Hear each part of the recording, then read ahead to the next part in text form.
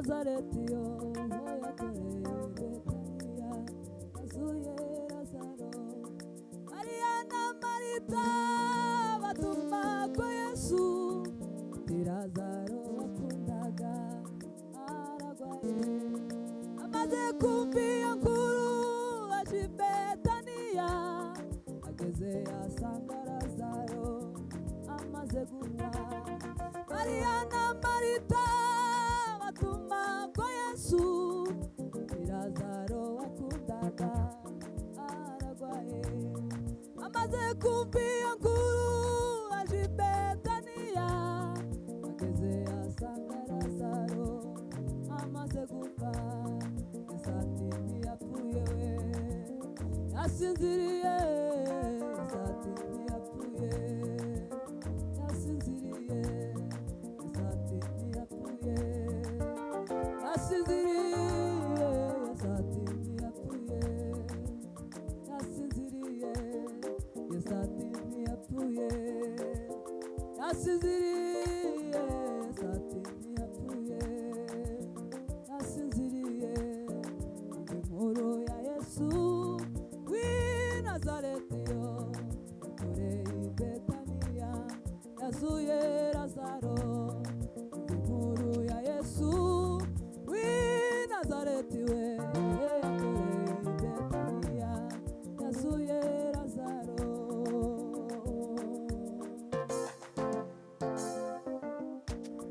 Ageze ku gituro maze arararama, atumbira mu ijuru ashima Imana Data.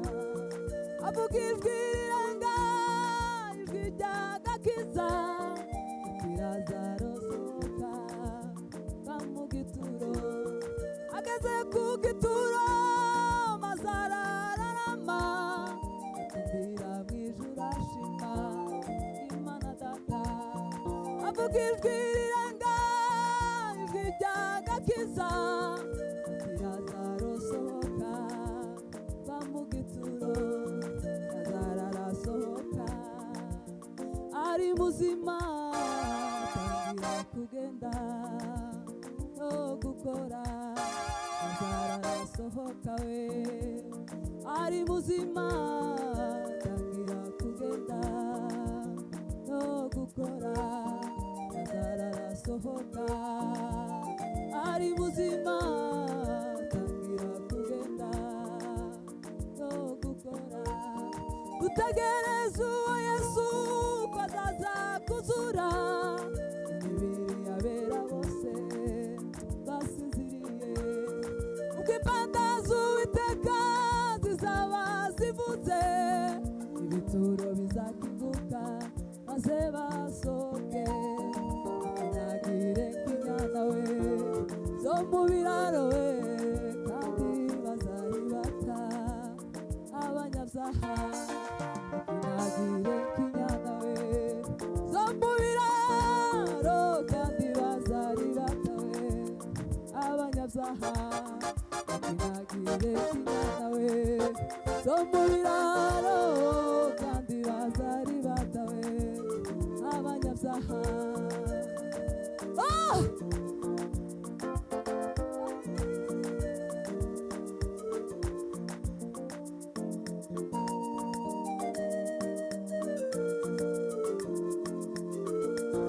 Dutegereje uwo Yesu ko azaza kuzura imibiri y'abera bose basinziriye.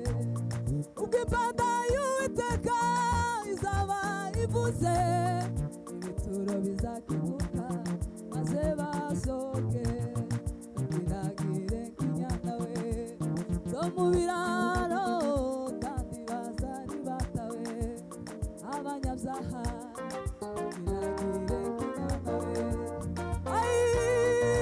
kandi bazaribata we abanyabyaha. Ntagire nk'inyana we zo mu biraro, kandi azaribata we abanyabyaha. Ntagire nk'inyana we, kandi azaribata we abanyabyaha.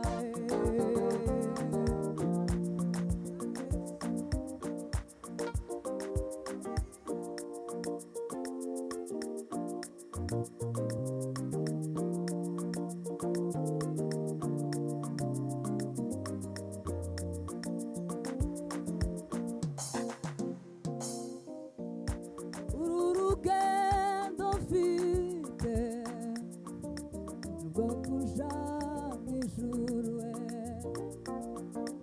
umukiza niyari nanje nkwiye kujayo. Uru rugendo mfite we rwo kuja mw'ijuru we, umukiza niyari nanje nkwiye kujayo.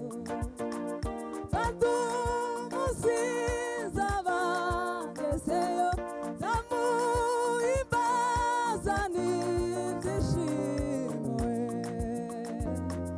zanezerwa kuba iwe wanguza amaraso we.